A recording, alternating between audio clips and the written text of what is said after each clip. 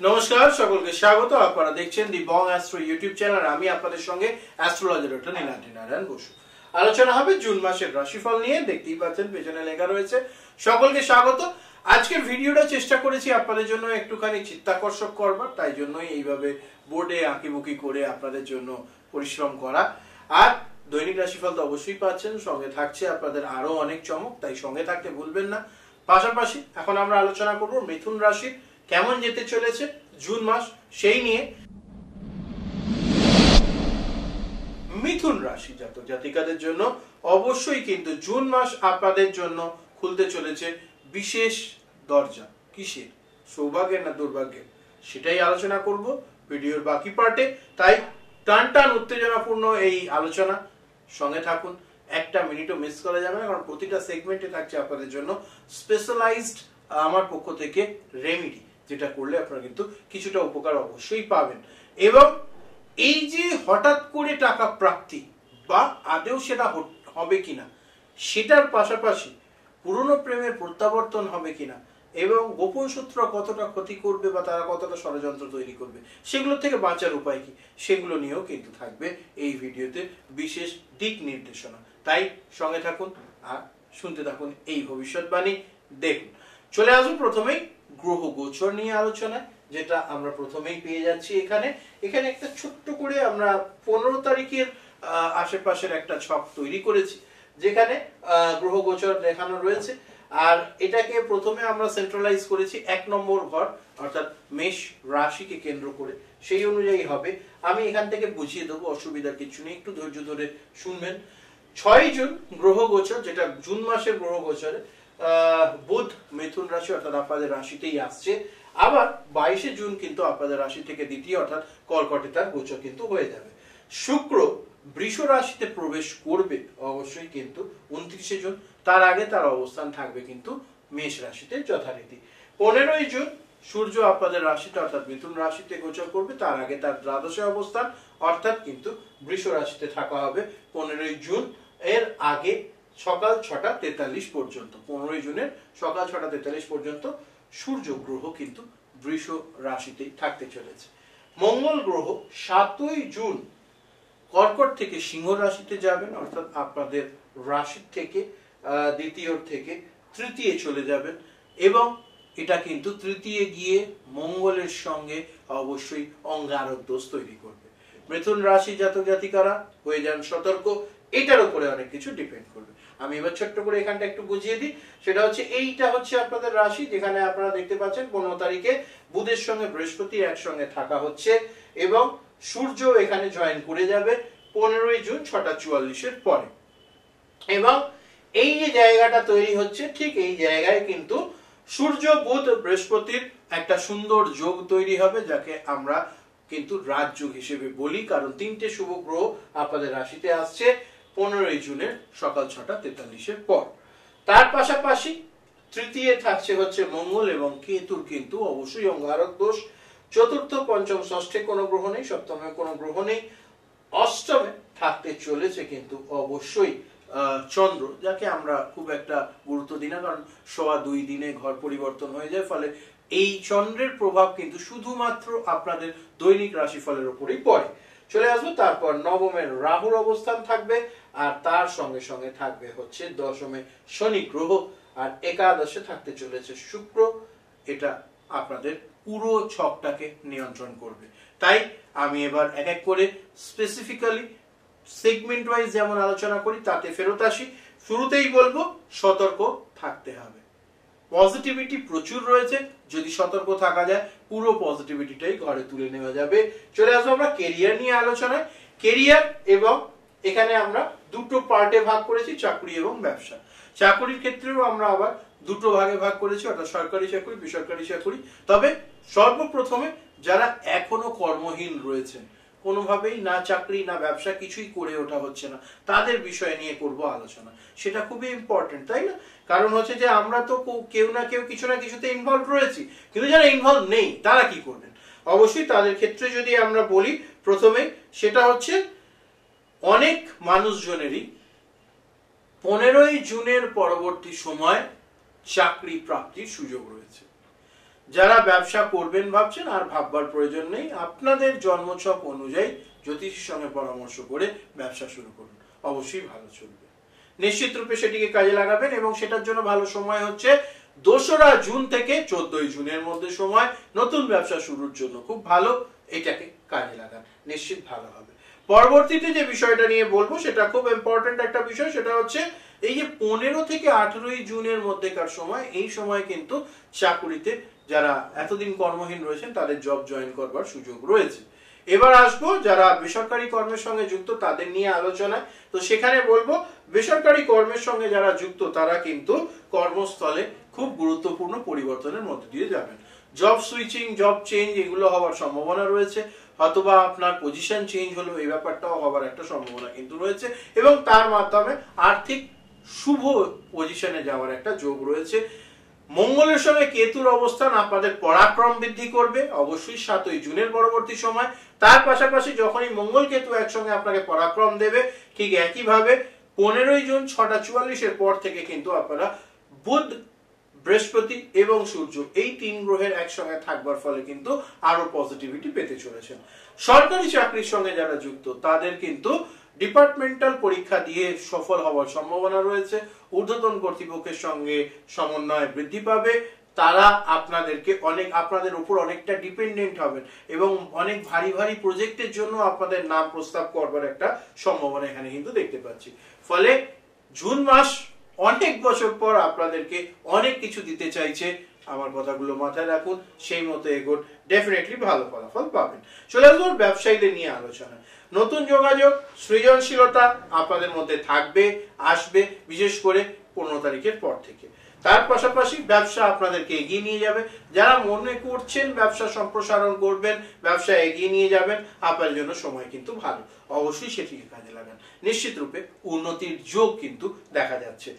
12 থেকে 22 জুনের মধ্যে আপনাদের ব্যবসায় বড় সাফল্য আসবার যোগ রয়েছে এবং প্রতিযোগিতাও কিন্তু থাকবে। পাশাপাশি সাফল্য লাভ, পাশাপাশি প্রতিযোগিতা।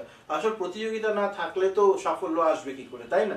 ফলে এটাকেও মাথায় রাখতে হবে। আর্থিকভাবে জুলাই থেকে ব্যবসায় লাভ বাড়বে, তার জন্য এখন থেকে প্রস্তুতি নিন, কারণ বীজ না পুতলে ফসল ঘরে তুলবেন কি করে। এক্ষেত্রে কিন্তু আপনাদেরকে ভালো রেজাল্ট দিতে চলেছে আপনাদের রাশিতেই থাকা বুধ, বৃহস্পতি এবং সূর্যের একসঙ্গে থাকা। কোথাও না কোথাও অনেক বছর পর, আমার হিসেবে প্রায় 60 বছর পর এরকম একটা শুভ যোগ এলো, সেটিকে অবশ্যই আপনারা কাজে লাগাবেন।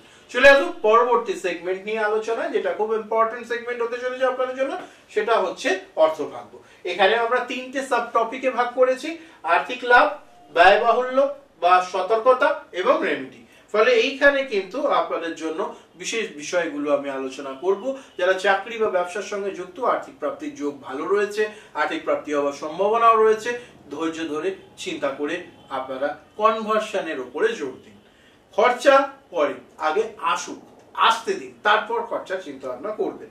জুনের 7 থেকে 13 তারিখের মধ্যে বড় অঙ্কের অর্থ প্রাপ্তি হওয়ার সম্ভাবনা রয়েছে, বোধ যারা চাকরি করছেন, যারা ব্যবসা করছেন, উভয়দের জন্য। 15ই জুনের পরবর্তী সময় ব্যবসায়ীদের নতুন অর্থ লাভ হওয়ার সম্ভাবনা, ব্যবসা সম্প্রসারণের যোগ ছিল, আমি আগেই বলেছি। এবং যারা অনলাইন বা মাইনিং ব্যবসা করেন তাদের জন্য তো আরো সোনায় সোহাগা হওয়ার সম্ভাবনা রয়েছে। আপনার ব্যাংক অ্যাকাউন্টে কিছু আকস্মিক লাভ আপনারা দেখতে পাবেন। এই মাসে আর্থিক স্থিতি আরো মজবুত হতে চলেছে, ধৈর্য ধরে তার জন্য চেষ্টা করে যান। অবশ্যই 20 জুনের পর কিছুটা খরচ বাড়তে পারে, কারণ ইনকাম বেশি হলে পরেই আমাদের একটা প্রবৃত্তি থাকে খরচ করবার। অবশ্যই একটু প্রয়োজনীয়তা আছে কিনা সেটা বেছে নিয়ে তারপর খরচের চিন্তা ভাবনা করবেন, নিশ্চিত ভালো ফলাফল পাবেন। চলে আসবো এরপর ব্যয়বাহুল্য ও সতর্কতা নিয়ে আলোচনা। ব্যয়বাহুল্য ও সতর্কতার ক্ষেত্রে বলবো 7 থেকে 11 জুন পর্যন্ত সময় অনাবশ্যক খরচ থেকে বিরত থাকবেন, না হলে কিন্তু আপনাকে পয়সা কড়ি ধারও করতে হতে পারে। এই বিষয়টিকে মাথায় রাখুন। বাজেট করে নিন মাসের শুরুতেই, দেখবেন অনেকটা বেটার আপনারা আপনাদের ফিনান্সিয়াল ম্যানেজমেন্টটা করতে পারছেন এই মাসে। 27 জুনের পর বিনিয়োগের জন্য সঠিক সময় কিন্তু সেটা নয়, ফলে 27 জুনের পরবর্তী সময় বিনিয়োগ না করাই মঙ্গল, এটাকে মাথায় রাখুন। চলে আসবো এবার রেমেডি নিয়ে আলোচনা। আর্থিক প্রাপ্তির জন্য আমি বলবো প্রত্যেক দিন সন্ধ্যার সময় মা লক্ষ্মীর আরাধনা করুন, নিশ্চিত ভালো ফলাফল পাবেন, আর্থিক সমৃদ্ধি বৃদ্ধি পাবে। চলে আসবো পরবর্তী সেগমেন্টে, যেখানে আমরা আলোচনা করব প্রেম, সম্পর্ক এবং বিবাহ নিয়ে। সেখানেও আমরা 4টে সাব টপিকে ভাগ করেছি। প্রথমেই সিঙ্গেলদের নিয়ে হবে কথা। প্রেম বিবাহ সম্পর্ক নিয়ে আলোচনা হলেই যারা সিঙ্গেল তাদের মনটা কেমন খারাপ হয়ে যায়, তাই না? না, আপনাদের জন্য থাকছে কিন্তু এই সেগমেন্টে বিশেষ কিছু বিষয়, তাই ধৈর্য ধরে শুনবেন। তার সঙ্গে থাকবে প্রেমিক প্রেমিকাদের জন্য বিষয় এবং বিবাহিতদের জন্য তো থাকবেই, আর থাকছে বিশেষ কিছু টিপস। অবশ্যই প্রথমেই আমরা আসবো সিঙ্গেলদের নিয়ে আলোচনা। 8 থেকে 22 জুনের মধ্যেকার সময় কিন্তু নতুন সম্পর্ক শুরু হতে পারে, অবশ্যই সেটাকে কাজে লাগান। বিশেষ করে কলেজ বা পেশাগত ক্ষেত্রের মধ্যে বিষয় হওয়ার সম্ভাবনা রয়েছে, অবশ্যই সেটিকে কাজে লাগান। পুরনো প্রেমের কাছে ফিরতে চান, অবশ্যই জুনের 12 থেকে 22 সময় কিন্তু সেদিকেই নির্দেশ করছে। আপনি যাদের প্রেমে আকৃষ্ট তাদের প্রতি প্রস্তাব দেওয়ার জন্য জুন মাস কিন্তু অত্যাধিক ভালো সময়, অর্থাৎ কাউকে ভালো লাগে বলতে পারছেন না, সেটার জন্য কিন্তু জুন মাস আপনাদেরকে সুযোগ দেবে, কারেজ দেবে। বিশেষ করে 3rd হাউসে থাকা মঙ্গলের সঙ্গে কেতুর অবস্থান এবং তার সঙ্গে সঙ্গে নবমে রাহুর অবস্থান কিন্তু এই ব্যাপারে আপনাদেরকে অনেকটাই পুশ করবে। বিষয়টাকে কাজে লাগান, নিশ্চিত ভালো হবে। চলে আসবে এবার যারা প্রেমিক প্রেমিকা অর্থাৎ যারা সম্পর্কে রয়েছেন তাদের নিয়ে আলোচনা। 15 থেকে 25 জুনের মধ্যে ছোটখাটো ঝগড়া বিবাদ হওয়ার সম্ভাবনা রয়েছে, তবে তা আপনারা নিজেদের চেষ্টাতেই কাটিয়ে উঠতে পারবেন। একটা জিনিস মাথায় রাখবেন সবসময়, যে ধৈর্য ধরে নিজেদের মধ্যে কথা বলে বিষয়গুলোকে যদি আপনারা সর্ট আউট করতে পারেন, নিশ্চিত ভালো ফলাফল অবশ্যই পাবেন। একে অপরকে ভালো করে বুঝে নেওয়ার এই তো সময়, তাই না? আর ঝগড়া অশান্তি হলে পরে তো আপনারা সময়ের থেকে দূরত্ব বেশি হয়ে যাবে, ফলে সেটা না করাই ভালো। চলে আসবো 20 জুনের পরবর্তী সময়ে সম্পর্কের ক্ষেত্রে কিন্তু আপনাদের সম্পর্কের মধ্যে একটা নতুন বাঁধুনি বা একটা ভালোবাসার ক্ষেত্রে একটা প্রগাঢ়তা আসবার যোগ কিন্তু রয়েছে, অবশ্যই সেটিকে কাজে লাগান। চলে আসবো এবার বিবাহিতদের নিয়ে আলোচনায়। বিবাহিতদের ক্ষেত্রে কিন্তু 8 থেকে 15 জুনের মধ্যেকার সময় বিবাহিত জীবনে কিছু সমস্যা দেখা দিতে পারে, পারিবারিক অশান্তি বৃদ্ধি হওয়ার সম্ভাবনা। নিজেদের মধ্যে কথাবার্তা বলে সর্ট আউট করে নিতে পারলে বিষয়টা ভালো, কারণ অন্যের কথায় শুনে নিজেদের মধ্যে ঝগড়া মূর্খ ব্যতীত অন্য কেউ করে না। সারা মাস জুড়ে আমার এই কথাটা মনে রাখবেন, অবশ্যই কিন্তু ভালো হবে আপনাদের জন্য। 21 জুনের পরবর্তী সময় সংসারে সুখ শান্তি ফেরবার সুযোগ, সেটাকে কিন্তু আপনাদেরকে চেষ্টা করে ফিরিয়ে আনতে হবে, অবশ্যই কাজে লাগান। আপনাদের জন্য রেমেডি বা বিশেষ টিপস হিসেবে বলবো, অবশ্যই পার্টনারকে বা ভালোবাসার মানুষকে অবশ্যই কিছু না কিছু রূপোর জিনিস গিফট করুন, যেটা তারা ব্যবহার করবে, এটি মাথায় রাখুন। চলে আসবো পরবর্তী সেগমেন্ট নিয়ে আলোচনা, যেটা খুব ইম্পর্টেন্ট একটা। পরবর্তী সেগমেন্টে আমরা থাকছি স্বাস্থ্য এবং মানসিক অবস্থা নিয়ে আলোচনা। স্বাস্থ্য ও মানসিক অবস্থার ক্ষেত্রে আমরা যেটা বলবো সেটা হচ্ছে গলার সমস্যা, শ্বাসকষ্ট এবং বিশেষ করে 12 জুনের পরবর্তী সময় কিন্তু শারীরিক দিক থেকে একটু সমস্যা হওয়ার সম্ভাবনা রয়েছে। নিয়মিত ব্যায়াম ও বিশ্রাম নিতে ভুলবেন না, নাহলে কিন্তু সমস্যা বৃদ্ধি পাবে। স্নায়বিক চাপ বৃদ্ধি পেতে পারে এবং মেডিটেশন বা যোগা করলে পরে আপনারা কোথাও না কোথাও একটু ভালো জায়গায় পৌঁছবেন, সেটিকে কাজে লাগান। ঘুমের সমস্যা হতে পারে, বিশেষ করে 12 থেকে 22 মধ্যবর্তী সময়, অবশ্যই বিষয়টাকে খেয়াল রাখুন।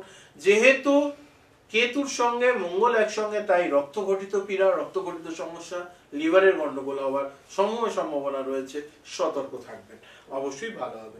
মানসিক চাপের ক্ষেত্রে বলবো, যেহেতু অনেক কাজ আপনারা পেন্ডিং রয়েছিল অনেক দিন ধরে, সেগুলো করবার জন্য প্রউৎসাহিত হবেন। এই ক্ষেত্রে বলবো একটু ধৈর্য ধরুন, চেষ্টা করুন, আপনাদের জন্য পজিটিভিটি কিন্তু সত্যিই রয়েছে, ধৈর্য ধরতে হবে, না হলে কিন্তু সমস্যা। এক দ্বিতীয়ত যে বিষয়টা বলবো সেটা হচ্ছে, যেটা প্রয়োজন নেই বা যেটা সম্পর্কে চিন্তা করবার প্রয়োজন নেই, সেটা নিয়ে চিন্তা করবার দরকারও নেই, সেটা বাদ দিয়ে অন্যান্য বিষয় নিয়ে এগিয়ে চলুন, দেখবেন জীবন খুব আনন্দের হতে চলেছে। পাশাপাশি আসবো রেমেডি নিয়ে আলোচনায়। প্রত্যেক দিন স্নান সেরে উঠে সূর্য দেবতাকে জল অর্ঘ্য দেবেন, সূর্য প্রণাম করবেন, নিশ্চিত ভালো ফলাফল পাবেন। এটা হচ্ছে আপনাদের জন্য সুস্বাস্থ্যের রেমেডি। চলে আসবো পরবর্তী ধাপ নিয়ে আলোচনা। পড়াশোনা ও শিক্ষার বিষয় নিয়ে হবে কথা। পড়াশোনা নিয়ে আলোচনায় যখনই আসছি আমরা, এখানে আমরা 4টে সেগমেন্টে ভাগ করেছি পুরো বিষয়টাকে। স্কুল কলেজ ও ছাত্রদের জন্য বিষয়, তার পাশাপাশি পরীক্ষা ও ফলাফল নিয়ে আলোচনা, থাকবে উচ্চশিক্ষা ও বিদেশে পড়াশোনা নিয়ে বিষয় এবং তার সঙ্গে সঙ্গে রেমেডি নিয়ে আলোচনা থাকবে। যারা স্কুল কলেজ লাইফের পড়াশোনার সঙ্গে যুক্ত তাদের ক্ষেত্রে বলবো অবশ্যই কিন্তু মনোযোগের সমস্যা দেখা দেবে। কোথাও না কোথাও তৃতীয় এই রকম গ্রহের অবস্থান অর্থাৎ মঙ্গলের সঙ্গে কেতুর আসা আপনাদেরকে অযাচিত সমস্যায় জড়িয়ে দেবে, যে কারণে কিন্তু প্রবলেম হতে পারে। 5 থেকে 17 তারিখের সময় খুবই গুরুত্বপূর্ণ, সতর্ক থাকুন, ধৈর্য ধরুন, অবশ্যই না হলে কিন্তু সমস্যা শুরু হবে। 15 থেকে 27 জুনের মধ্যবর্তী সময় কিন্তু আপনারা বড় কোনো সিদ্ধান্ত শিক্ষার সঙ্গে রিলেটেড আপনাদের নিতে হতে পারে, ফলে তার জন্য প্রস্তুত হন, অবশ্যই ভালো হবে। চলে আসবে এরপর পরীক্ষা ও ফলাফল নিয়ে আলোচনা। পরীক্ষার রেজাল্ট অনুকূল হওয়ার সম্ভাবনা, বিশেষ করে কোথাও না কোথাও দশম ঘরে শনি গ্রহের উপস্থিতি একটা স্থায়িত্ব এবং কম্পিটিটিভ এক্সামে জেতার একটা সুযোগ। বিশেষ করে সেই পরীক্ষা যদি হয় 15 থেকে 25, মানে পরীক্ষার রেজাল্ট যদি 15 থেকে 25 জুনের মধ্যে আসে, অবশ্যই পজিটিভ রেজাল্ট পাবেন, সেটার জন্য কাজে লাগান। চলে আসবে এরপর উচ্চশিক্ষা ও বিদেশে যারা পড়াশোনা করতে যেতে চান তাদের জন্য নিয়ে আলোচনায়। 25 জুনের পরবর্তী সময় উচ্চশিক্ষার সুযোগ আসবে এবং তার সঙ্গে সঙ্গে পড়াশোনায় বিদেশে যাওয়ার সুযোগ, ভিসা পাস হতে পারে, আপনাদের জন্য স্কলারশিপও গ্র্যান্ট হতে পারে। ফলে পজিটিভিটির একটা বিষয় দেখতে পাচ্ছি। বিশেষ করে 7ই জুন যখন বুধের অবস্থান হবে আপনাদের রাশিতেই বৃহস্পতির সঙ্গে, নিশ্চিত ভালো ফলাফল পাবেন, সেটিকে কাজে লাগান, নিশ্চিত এগিয়ে যাওয়ার সুযোগ কিন্তু তৈরি হবে। আপনাদের জন্য বিশেষ পরামর্শ হিসেবে যেটা বলবো বা রেমেডি হিসেবে যেটা বলবো সেটা হচ্ছে, এক তো পড়াশোনায় মনোযোগ বাড়ান, রেগুলার যোগা মেডিটেশনের মধ্যে থাকুন। অবশ্যই পরীক্ষায় ব্যর্থতা তো আসতেই পারে, তাতে ভেঙে পড়বেন না, আবার নতুন করে শুরু করুন, নিশ্চিত ভালো ফলাফল পাবেন। প্রত্যেক দিন অবশ্যই পড়াশোনার জন্য পূর্ব দিকে মুখ করে পড়াশোনা করা শুরু করুন, নিশ্চিত ভালো ফলাফল পাবেন। চলে আসবো পরবর্তী সেগমেন্টে। অবশ্যই যে সেগমেন্টটা জন্য আপনারা অনেকক্ষণ ধরে অপেক্ষা করে রয়েছেন, সেটা হচ্ছে গুরুত্বপূর্ণ তারিখ এবং সাবধানতা। গুরুত্বপূর্ণ তারিখ ও সাবধানতার ক্ষেত্রে যেটা নিয়ে বলবো সেটা হচ্ছে এই মাসের 5, 9, 15 এবং 19, তার পাশাপাশি 24 এবং 28 তারিখ আপনাদের জন্য শুভ দিন। সতর্ক থাকতে হবে যে দিনগুলো, সেটা হচ্ছে অবশ্যই 3 তারিখ, 17 তারিখ এবং 27 তারিখ, এই দিনগুলো সতর্ক থাকবেন। খেয়াল রাখবেন যে বিষয়টা, সেটা হচ্ছে অবশ্যই আপনারা কিন্তু কোথাও না কোথাও পয়সা করি কাউকে ধার দেওয়া, কোনো জায়গায় ইনভেস্ট করা, এগুলোর ক্ষেত্রে অবশ্যই একটু বিরত থাকবেন জুন মাসে, নাহলে কিন্তু পয়সা করি ডুবে যাওয়ার সম্ভাবনা রয়েছে। চলে আসবো এর পরবর্তী সেগমেন্ট, যেটা খুব প্রয়োজনীয় এবং সেটা হচ্ছে প্রয়োজনীয় সেগমেন্ট যেটা, সেটা পাবো আমরা রাশি রেমেডি ও টোটকাতে।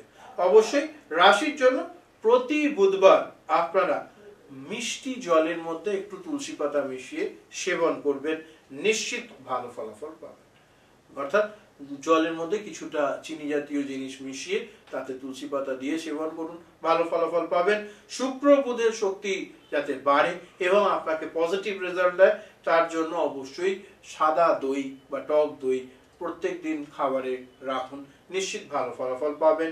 আর তার সঙ্গে সঙ্গে প্রতিদিন ঘুম থেকে উঠে অবশ্যই সবুজ রঙের মুগ আপনারা পাখিদেরকে খাওয়াবেন, নিশ্চিত ভালো ফলাফল পাবেন। চলে আসবো ফাইনাল পর্যায়ে, যেটা খুব ইম্পর্টেন্ট। আমরা যদি এখানে সারসংক্ষেপে আসি তাহলে পাবো সারসংক্ষেপ ও দর্শকদের জন্য বার্তায় থাকবে, এই ছিল আপনাদের জন্য মিথুন রাশির জন্য জুন মাসের পূর্ণাঙ্গ রাশিফল। কর্ম, প্রেম, ধন এবং স্বাস্থ্য সবকিছুতেই গ্রহরা কিন্তু মিশ্র ইঙ্গিত দিচ্ছে। বুদ্ধিমত্তা ও রেমেডির সঠিক ব্যবহার করলে জুন হতে পারে আপনাদের জীবনে টার্নিং পয়েন্ট। কমেন্টে আপনার জন্ম তারিখ এবং সমস্যা লিখুন, আমি আপনাদের পরবর্তী ভিডিওতে সমস্যার সমাধান জানিয়ে দেব। তার পাশাপাশি অবশ্যই কিন্তু আপনাদেরকে আমি যখন লাইভ করি তখনও সেখানে উত্তর দেওয়ার চেষ্টা করব। ভিডিওটি শেয়ার করে আপনাদের বন্ধুদের সঙ্গে জানিয়ে দিন, প্রিয়জনদের সঙ্গে ভিডিওটি শেয়ার করুন, অবশ্যই সাবস্ক্রাইব করুন, কারণ আগামী দিনে আসতে চলেছে অনেক বিস্ময়কর ভবিষ্যৎবাণী। তো এই ছিল আপনাদের জন্য জুন মাসের রাশিফল, মিথুন রাশি। প্রত্যেকে ভালো থাকবেন, সুস্থ থাকবেন। নমস্কার, হর হর মহাদেব।